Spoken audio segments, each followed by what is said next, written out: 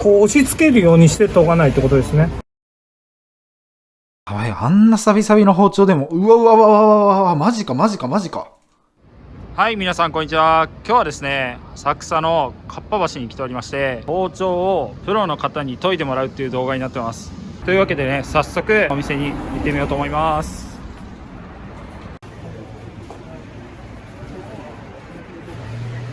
いらっしゃいませ。こんにちは。今日なんですけど、はい、柳刃包丁を研いでいただきたくて、はいはいはい、お願いしていいですか？はい、当社のものですか？はい。当社のものと他社さんのちょっと値段が違うので。あ、そうなんですね。はいはい、レバーとこちらで購入させていただいた柳刃を研いでいただきたいんですけど、お値段はどれくらいになるんでしょうか？当社でご購入いただいた分は、はい、この長さですと1100円になります。で、他社さんのものは、この長さですと1100円になります。1100円。はい。あ、安いですね。1100円でプロの方に研いでいただけるんですか？そうですね。では、よろしくお願いします。よろしくお願いします。じゃあまずはですね、刃包丁を研いでもらおうと思うんですけど、結構ですね、このサビがついちゃってるんですね。で、これも含めてどうやって研いでいくかっていうのを最初に説明してもらおうと思います。まずこの茶色の赤サビっていうんですけど、ここから取っていきます。はい、でこれは消しゴムっていって、砥石じゃなくこういうサビ取り専門の消しゴムがあるので、粗め、よいしょ、中目細めで取っていきます。じゃあお願いします。はい、まず粗めからやっていきます。わ、すごい、もうなんかすでに綺麗になってる感じが。で、忘れちゃいけないのがここ、峰の部分ですかね、ここ結構研がないですよね。そうですね、ここの汚れ皆さん結構見落としがちですね。かなり錆びてましたからね。で、よいしょ、裏側、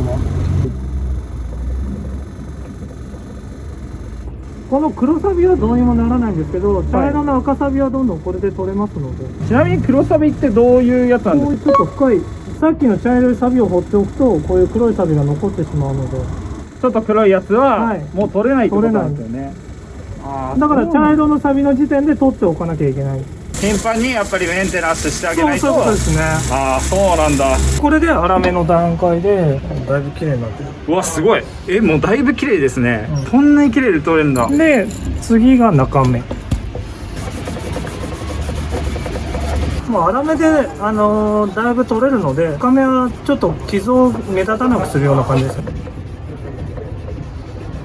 包丁を研ぐのと一緒ですね。そうですね。粗めから入って中と仕上げ刀と同じですね。で、最後細めやると今度光沢が出てくるので、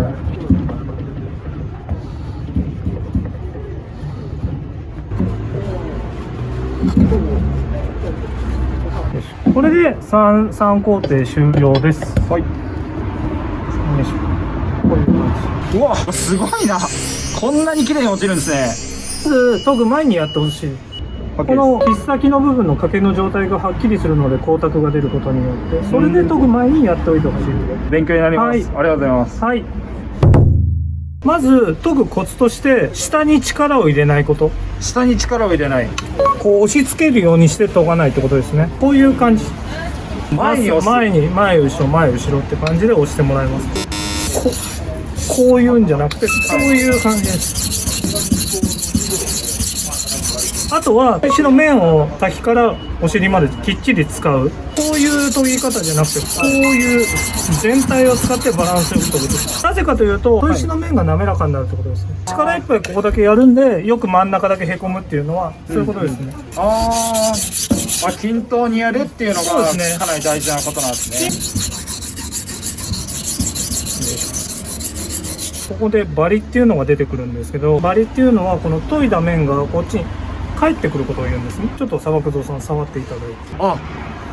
ちゃんとバリ出てますね。そうなんです、そうなんです。こういうことですね。これが出てないとダメなんだ、溶けてないってこと。ちゃんとここに当たってないから。で、水は、ちょっとずつこうやって下にバケツでも何でもいいけど足しながらやっていただく感じです。さっき言った通り頭からお尻までやるので、滑らすようなイメージなので、水を張ってないと滑っていかないんです。特に荒戸の場合はそうなので。ちなみに今この荒戸は何番を使ってますか？220番です。220番。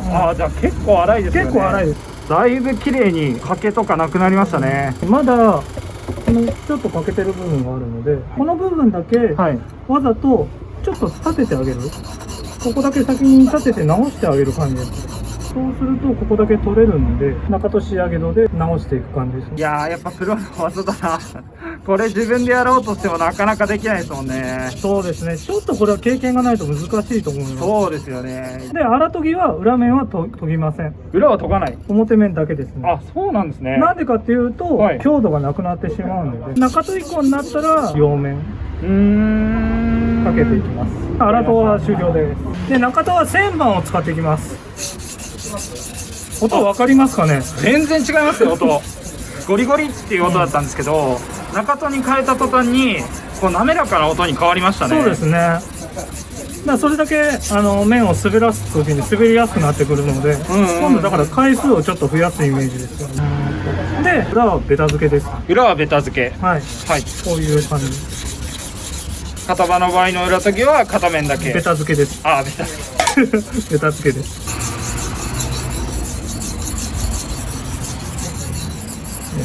で、水を適度にこう垂らしながら滑らかに滑らすように、よく見てもらうと、はい細かいバリがちょっと残ってたりするので、ちょっと移動ししますね。こういうところ見えるかな、あ、見えますね。取り切れない時は、はい。ちょっと立ててあげて、そのバリだけ落とすような感じで落ちるので、もうこの時点でだいぶ刃こぼれもなくなってきてますので、ほとんどないですね、そう刃こぼれ。ほとんどなくなるんで。で、ちょっとまだ中戸なんですけど、はい天然の砥石になります。天然砥石初めて見ましたね。天然だと内側からこう水分が出るようになってるので、へ気泡がいっぱいあるので内側から出てくるような感じになるので、あわざわざ水を足さなくても、使う30分前ぐらいには水につけとかなければいけないんですけど、もうほらこういう感じで出てるんで、でこれをまた同じように両面で、この時点で、はい大体だいぶ切れ味は出てるので、自分たちをチェックするときに、はいこれを切るんですね。で刃が入ってくるので、切ってる時にこうやってる時にもわざと止めますけど、ここで、例えば止まったとしたら、ここにバリが残ってるか溶けてないかとかってなってる。この中戸の時点でチェックしとく感じですね。でもこの状態だと切れてるので、で最後に、ここまでやったらもう切れ味は OK だと、じゃあ仕上げかけましょうっていう感じで、先ほどまでのが中戸なので、普通のご家庭用で使うんだったら中戸までで十分です。なぜ仕上げをかけるかっていうと、目に見えない細かい傷、今まで荒と中戸でつけた傷をきっちりなくすっていう感じです。聞いといていただきたいのは音ですね。では行きます。わ、全然音しない。研ぐっていうよりはもう磨くっていう感じに近くなる。ちなみに今番手は何番なんですか4000番になります、ね。あ、4000番なんだ。最後8000番までかけていきます。贅沢な研ぎですね。もう4000から8000に移って鏡面仕上げにしていくっていう。そうですね、していくって作業ですね。これは家庭ではそこまではしなくてもって感じにはなってきますけどね。切れ味っていうよりも本当にもっと繊細な部分になってくるので、あとかっこよさっていうのもありますよね。そうですね。ですごくなんか研いでるのを見ると力入れてる感じするんですけど、全然力入ってないんで、これをこう押さえてるだけなので、本当に添えるぐらいなんですね。添えるぐらいですね。こうやってるのがブレないようにこう添えてるだけです。押し付けてないので、下に力を入れるんじゃなくて、擦る回数を多くする感じです。もう前に押し出すっていう。前に押し出すっていう。だいぶ鏡面的になってきたと思うので。うわめっちゃ綺麗だ。もう映ってますもんね。そうですね。はこれで4000まで。これで4000。はい。で最後8000番。僕力もみんな荒とも中とも仕上げとも一緒です。もうそこは変えないんですね。そこは変えないですね。そこ変えちゃうとやっぱりちょっとバランスが変わってくるので。よし、これで以上かな。おお、うわー、すごいな。こういう感じです。ありがとうございます。はい。研ぎ終わりましたよ、出刃包丁。で最後に袋をもう一回切って、うわこれだけいければ、めっちゃかっこよくなってるな。本当に俺が使ってた包丁なのかな。すごいな。ありがとうございます。はい。出刃と柳刃のはい研ぎ方の違いってありますか？研ぎムラをなくすことです。柳刃の方が長いので、はいこれはどうしても乗っかりきらないんで、ああ、そっかそっか。均一にすることですね。出刃の場合は全体だけど、はい柳は特に使う部分がはいここなので、もはし研ぎムラとか切れ味のムラが気になるようだったら、こっちを重点的に研ぐようにする。7、3ぐらいでもいいぐらい。ここだけ外してあげてもいい。あとカツラムキ用の薄刃は全体に仕上げなきゃいけないとか、マスうわー、もう奥深すぎる。包丁によって全部違うので、いや、これはめちゃめちゃ勉強になるけど真似できないですね。そうだからちょっとずついろんな仕掛けがしてあるんですよ。あー、すごいわこれは。最初持ってきた時にこの人こういう癖なんだなって分かるんで、だからこここうしようこうしようって最初に組み立てといて、でこの柳葉だったら何分で何分で何分だなっていうので、ここだけちょっと重点的にやって。皆さん聞きました？包丁見て状態を分かった上で研ぎを変えるらしいですよ。これはねもう無理素人には。自分はだからこの天然使う時にはもう切れ味は完成させとく感じですね。うお、全く引っかかりがない。はあでなんで研ぎすぎると良くないかっていうと、はいこれしか幅がないので、はいはいあんまりはい。粗とギッチギチにかけちゃうとすぐなくなっちゃうんですよ。だからなるべく今度は出刃と逆で粗との割合をちょっと減らして、はい中田と仕上げ度をちょっと多くしたりとか、柳葉自体の寿命を縮めることになっちゃうので、ああ、もう数ミリ減るだけでもかなりの寿命をそう寿命ロスになるんで、柳葉の場合は。ああ、そうなんだ。奥が深い。これでもう砂漠堂さんプロですね。いや無理。無理家でしょ。帰ってすぐできるでしょ。いやいや、できないできない。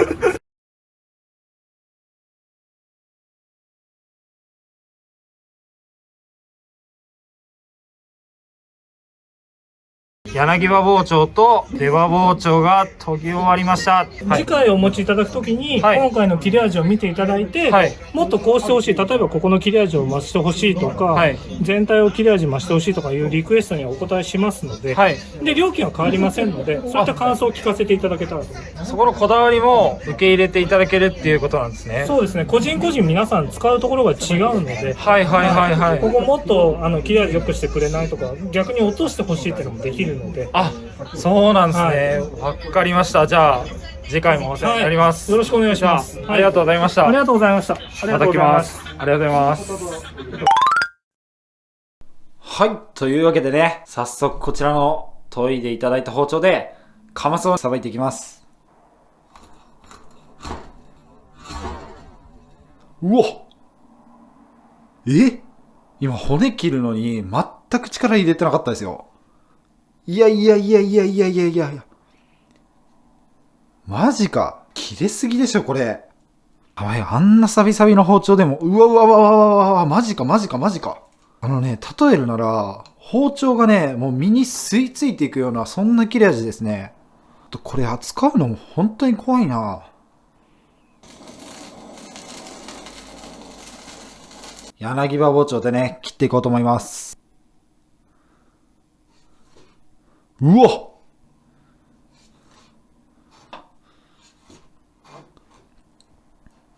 今日の動画はね、刺身がメインじゃないので、また後でね、食べようと思います。はい、というわけで今日はですね、浅草のかっぱ橋に行って、柳葉包丁と出刃包丁をプロの方に研いでいただくっていう企画でお送りしました。切れすぎて包丁を使うのがね、怖くなるレベルですね。これで1100円だったら、もう間違いなく研いでもらった方がいいです。自分でやっても、このレベルはね、出せない。皆さんもご家庭の包丁をプロの方に依頼してみてはいかがでしょうか。というわけで、今日もご視聴ありがとうございました。またよろしくお願いします。